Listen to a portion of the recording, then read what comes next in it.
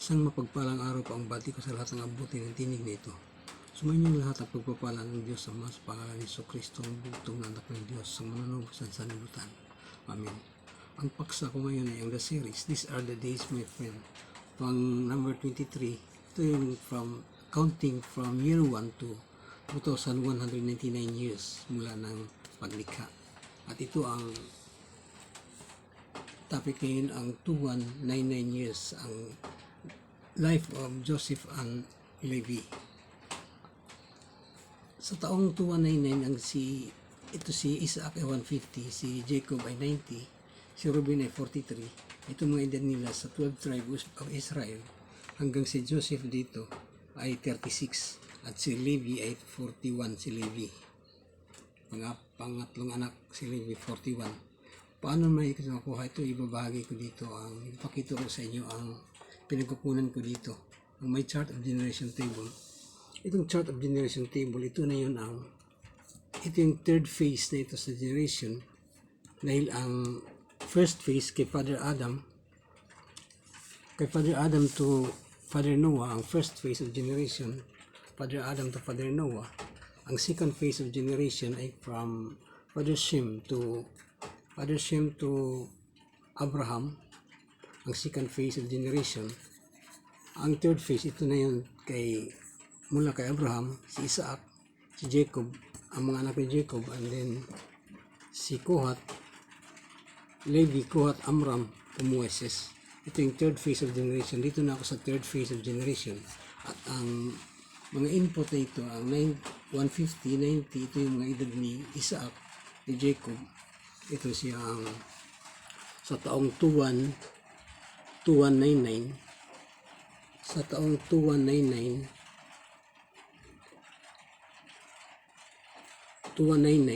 ito ang taong 2199, ito yung 150, 90 si Jacob, 43 si Reuben, hanggang dito sa 36 si Joseph. At paano naman ito nakuha? Itong bilang na ito ay mula ito sa umpisa, mula kay Father Adam. Ito ang time sequence. Ito generation sequence, direct generation sequence mula kay Father Adam down the line hanggang sa mga anak. Wala pong nakaligtaan dito hanggang kay Jacob. At ang time sequence ay ito ang time sequence din. Wala ang nakaligtaan dito hanggang sa pagdating sa kamatayan ni Jacob sa edad na 147 nung siya na sa Ehipto. 17 years mula ng pagdating niya sa Ehipto, kanyang buong sambayan. Genesis chapter 47 verse 28. O kaya lahat ng kanilang mga araw mula ng paglikha kay Father Adam hanggang sa kamatayan ni Jacob ay bilang ang kanilang mga araw.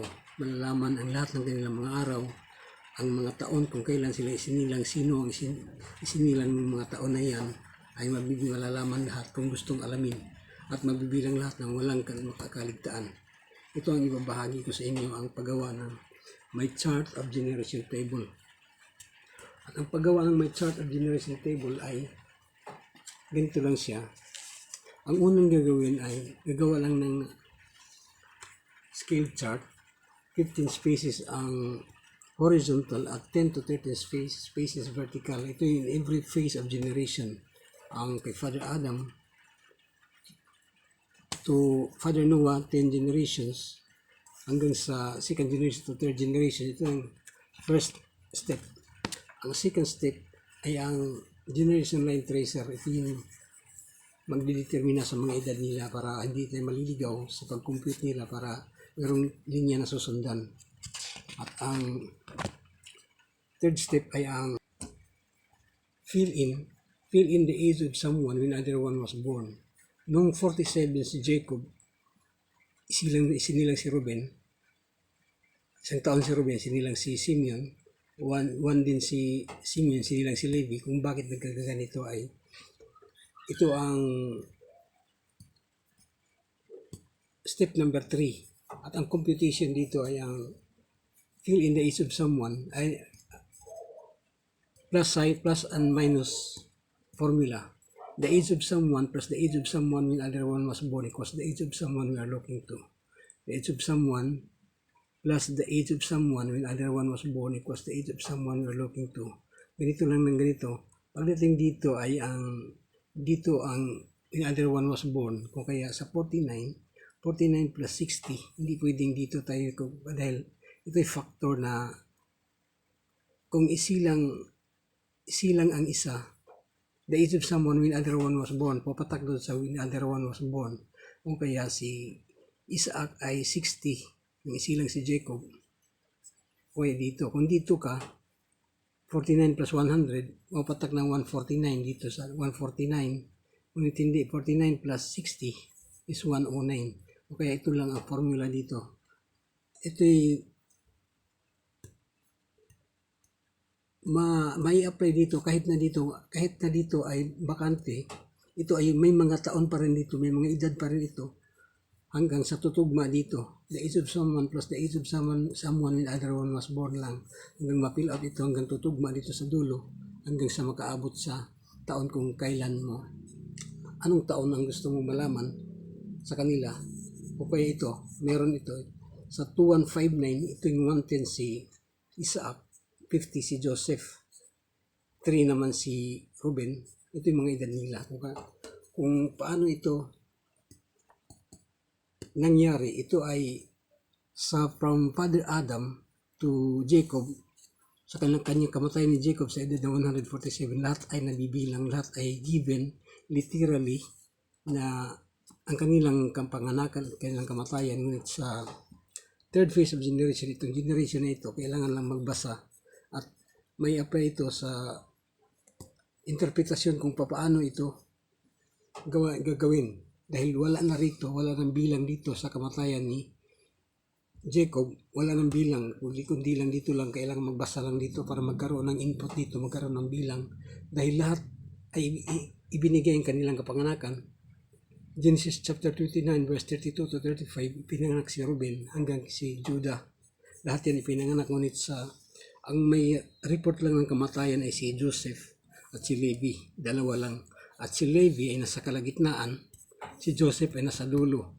Kaya kailan mong kunin si Ruben at lahat yan makukuha niyan. Pag nakuha na si Ruben, makuha na rin yung dulo. Lahat yan magkakaroon na ng bilang. Kung kaya nabuo ito ang babalikan ko sa ang story ni Joseph ni Jacob sa Kanaan, dahil sa ito ay nakukuha ito nung 40 si Jacob.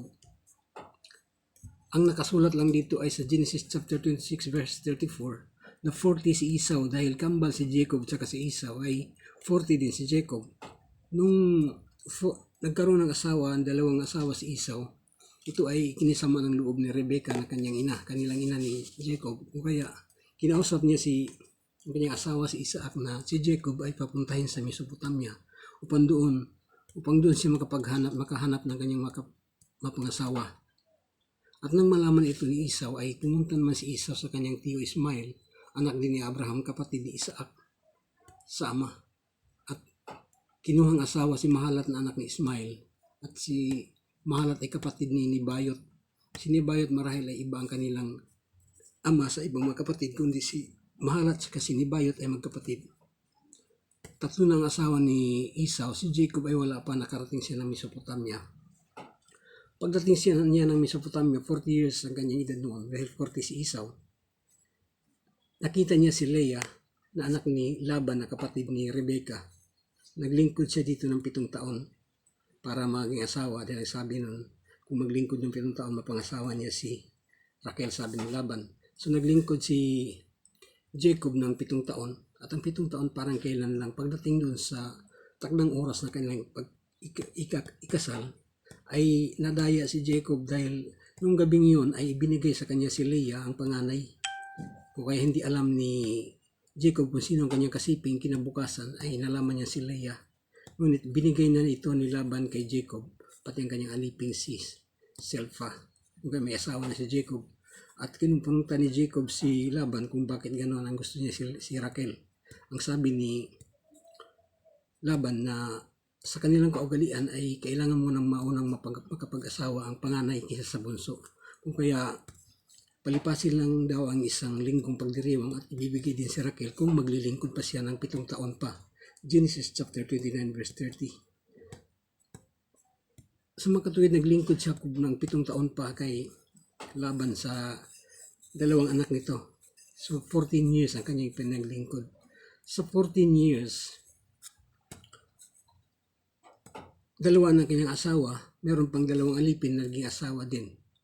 At sa Genesis chapter 29 verse, ito sa Genesis chapter 29 verse 32 to 35, 32, ay pinanganak na si Ruben.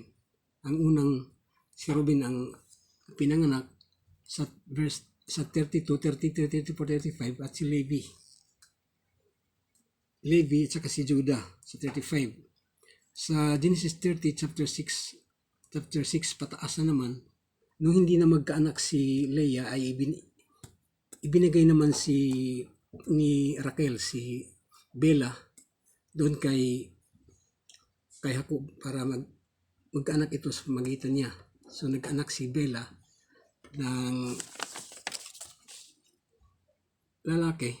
dalawang lalaki, si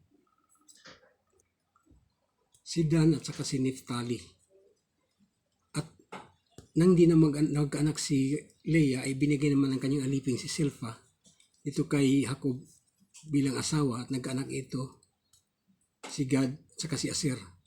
At pagkatapos may panganak ni Aser, nagkaanak na muli si Leah, si Isakar, si Sibulon ang kanyang naging anak at si Dina. At sa kahuli-hulihan ay nagkaanak din si Raquel ng isa, si Jose.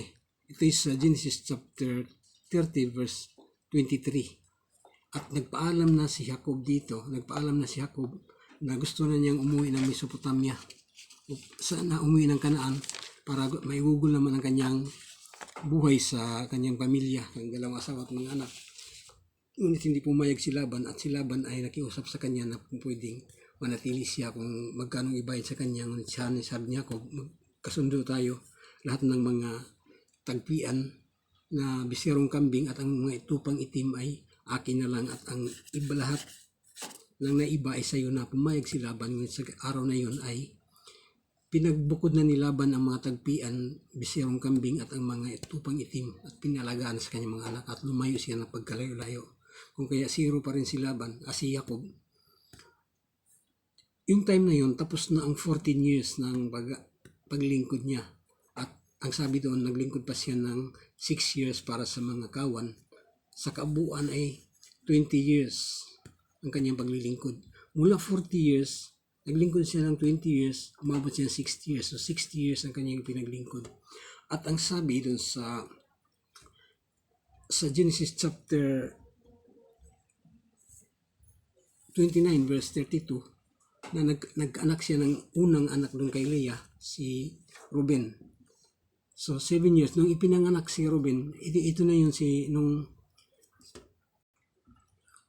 40 years nung si Jacob nung dumating sa Mesopotamia. At nung ibinigay ng asawa si Leah ay nag-anak ng isa si Ruben, 47. So 47 si Jacob nung may panganak si Ruben. At 48 si Jacob nung ipinanganak si Simeon. At ang sabi doon sa Genesis chapter 29 verse 23, na pagkapanganak kay Joseph ay nagpaalam na sa Genesis chapter 29 verse 25, nagpaalam na si Jacob. Ang ibig sabihin nagpaalam na si Jacob ay tapos na ang dalawang tigpipitong taon. Natapos na ang dalawang tigpipitong taon. Kung kaya sa dalawang tigpipitong taon, mula 40 to 47, dito na unang nagkaanak si Jacob sa 47 ang kanyang edad. From 47 to 54, ang kanyang nagiging anak ay 12. Ito nakasulat sa Genesis chapter 29 verse 32 to 35 hanggang sa Genesis chapter 30 to 23. Ito na ipanganak si Joseph. Nagpaalam na siya dito. Kumbaga, 12 anak na si Jacob sa kanyang 4 na asawa sa 7 years. Gap sa 7 years from 40 to 47. Kung kaya ang ginawa ko dahil sa 7 years ay ang kanyang naging anak ay 12. Ito na ang ginawa ko rito. Si Ruben, nung 47, na ipanganak si Ruben, 48 siya, ipanganak si Simeon. Nung 49 naman siya ay naipanganak si Levi.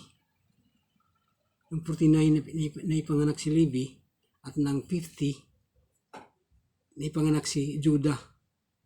Nung 51, si Dan at saka si Judah ay si Levi at saka si Dan ay magkasabay. Levi at Dan ang magkasabay. Si Judah at saka si Naphtali ang magkasabay.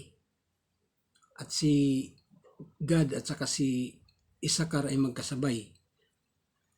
Si Sibulon at saka si Aser ang magkasabay. Para pagdating kay Dina at kay Joseph ay wala silang kasabay. Kumbaga diretso sa 54. Sa 54 ni Jacob, sa 54 ni Jacob ay dito na ipinanganak si Jose. Dahil sa 47 si Ruben, 48 si Simeon, 49 si Levi, at si Levi at Dan. 50 si Judah at Naphtali. Judah at Naphtali. Ito yung anak nila. Merong 4 dito na magkasabay. Kung kaya pagdating kay Joseph at kay Dina, 54 si Joseph, 53 naman si Dina. Nung 53 si Jacob, 53 si Jacob is isinilang si Dina. At 54 si Jacob, isinilang si Joseph. Kung kaya dito sa 54 ay naipanganak na ang 12. Kung kaya ganito ang bilang. Merong kapareho ang edad. Dito 4 sila na kapareho ang edad. At ang the rest is 1 year ang gap. Kung kaya meron itong mga bilang at ang sa taong 2199, ito yung 150 si Isaac, 90 si Jacob, 43 si Ruben, 42 si Simeon, si Levi ay 41, si Judah ay 40, 41 din si Dan, 40 si Naphtali, 39 si Gad, si Aser ay 38, 39 din si Isakar, 38 din si Sebulon, kasama dito kay Sebulon at Aser. At si Dina ay 37 at 36 si Joseph. Kung dito na ang kanilang mga edad sa ito na yon, ang 150, 90, 43, 42 hanggang sa 36. 37 si Dina, 36 si Joseph. Kung kaya ito na ang mga edad nila nakukuha dito sa my chart of generation table dahil sa mga given ang kanilang kapanganakan lahat. Ngunit sa kamatayan ay ang nagbigay lang ng report dito ay kay Joseph sa edad na 110, Genesis chapter 50 verse 26, at si Levi ay sa Exodus chapter 6 verse 16. Itong dalawa lang. Kung kaya sa generation from Father Adam to Jacob ay 22 generations, direct generation sequence. Ngunit sa mga anak niyang 12, pang-13 si Dina, si Benjamin ay hindi pa na ipanganak dito. Ang kapareho ng generation ay si Levi at saka si Joseph. Kung kaya ang topic ngayon ay Joseph and Levi. Kaya isang generation lang sila, isang level ng generation. At ang topic ngayon ay ang pang 36 ni Joseph. Ito yung taon na 2199, 150 si Isaac, 90 si Jacob, 36 si Joseph, at si Levi ay 41. 5 years ang pagitan ni Levi at saka ni Joseph. Ito'y kapareho lang ng generation sila. Lahat ng mga taong ito, kung bibilangin mula ng umpisa ng paglikha, ito ang bilang ng mga taon 2199 years. Mula year 1 to 2199 years, 36 si Joseph, 150 si Isaac, 90 si Jacob. At kung mula ng pagbaha sa daigdig, ay nagbibilang ito ng 543 years hanggang dito sa 36 ni Joseph dahil dito sa pintada nito nang bumaha sa daigdig ay 600 years si Father Noah. The rest of this of Father Noah is 350 hanggang sa kanyang kamatayan. At nung 950 si Father Noah ay 458 naman si Shem ayon sa mga bilang dito sa may chart of generation table. Sa 458 naman si Shem ay hanggang sa kanyang edad na 600 nang mamatay, mayroong 142 years. Itong 142 years. At sa kanyang kamatayan na 600 si Shem, 424 naman noon si Eber. O kaya sa 422 ni Eber, 24 ni Eber, namatay siya sa edad na 464, mayroong 40 years ang mabibilang. At sa kamatayan ni Eber, ito na sa kamatayan ni Eber sa 464, si Joseph naman dito ay si Joseph ay 26. Kamatayan ni Eber, ito sa kamatayan ni Eber, si Joseph ay 25 sa kamatayan ni Eber. At tumakbo pa ng ito sa 152, tumakbo pa ng 11 years mula nang mamatay si Eber hanggang sa 2199. Ang kamatayan ni Eber ay 2188 at ang taong 2199 si Joseph ay 36. 25 si Joseph dito nang mamatay si Eber sa 2188 at sa 2199 36 si Joseph. Kung kaya dito sa topic na ito. Dito lang ang topic nito sa 2199, ngunit ang previous na topic ay 2163. Ngunit ipinasadahan ko na lang ang 2149 nung 40 years si Jacob para magkaroon din ng feedback dito sa magkaroon ng input dito para may kumpara natin dito kung ano ang kanilang mga edad ng 2149 to 2163. 40 years si Jacob to 54 si Jacob. Kung kaya ito sa 14 years, ito na dalawa nag-asawa niya, 14 na ang taon ng kanyang paglilingkod, dalawang asawa, at ang mga alipin ng kanyang mga asawa ay naging asawa na rin sa kanilang mga anak, ay nagkaanak din si Jacob sa kanila. Kung kaya 20 years si Jacob na anirahan sa kay Laban hanggang siya ay umuwi. At sa Genesis chapter 37 verse 2, nung si Joseph ay 37 years nang siya ibininta sa kanyang mga kapatid papuntang Ehipto. Dito siya sa Genesis chapter 37 verse 2. Si Dina noon ay dalaga na rin, kung kaya si Jose ay binata na rin.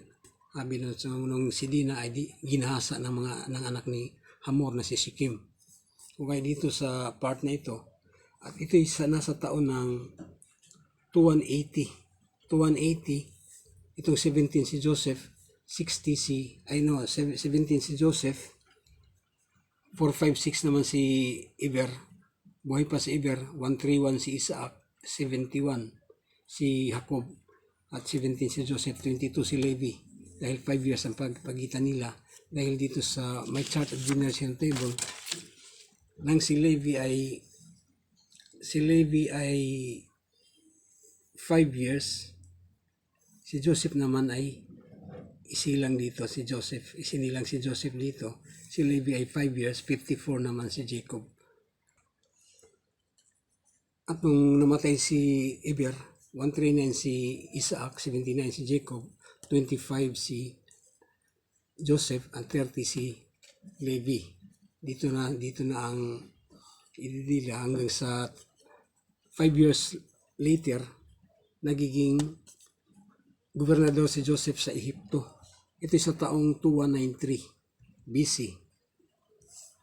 30 years old si Joseph at si Levi naman ay 35. Ayun dito sa mga bilang, at ang sabi doon na bago magkaroon ng tagutom sa Ehipto ay nagkaanak si Joseph ng dalawang lalaki, si Manasseh at saka si Ephraim. Kung kaya ang kapanganakan ni Manasseh at saka ni Ephraim ay between ng 31 si Joseph to 36, dahil sa 37 pag 7 years ay ito ay panahon ng kasaganaan, 7 years, at another 7 years ay ang tagutom. Kung kaya 30 si Joseph noong maging gobernador, binigyan siya ng asawa ni Paraon, si Asinat,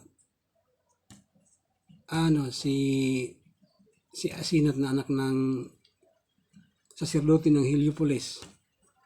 Nung 30 si Joseph, kung kaya sa edad niyang 31, marahil ay nagkaanak na siya dito, 31 to 36. Ito ay 5 years, 31 to 36. Dito ipinanganak si Manasseh at saka si Ephraim. Ito is in between the year 2195. Dito ang ang taon na ipinanganak si Manasseh at saka si Ephraim mula ng paglikha 2195, at sa edad na 36, dito na nga ang 36 si Joseph. Dito ako nagtapos sa topic na ito sa taong 2199. 150 si Isaac, 90 si Jacob, 36 si Joseph, at nagkaroon na siya ng dalawang anak, si Isaac, si Manasseh at saka si Ephraim. Nagmula ito noon sa naging gobernador si Joseph sa edad na 30 years. O kaya sa 31 to 36 sa topic na ito, meron na siyang dalawang anak na lalaki, si Ephraim at si Manasseh. Ito nakasulat naman sa Genesis chapter 41 verse 50. Bago dumating ang tagutom ay nagkaanak siya ng dalawang lalaki na si Manasseh at saka si Ephraim.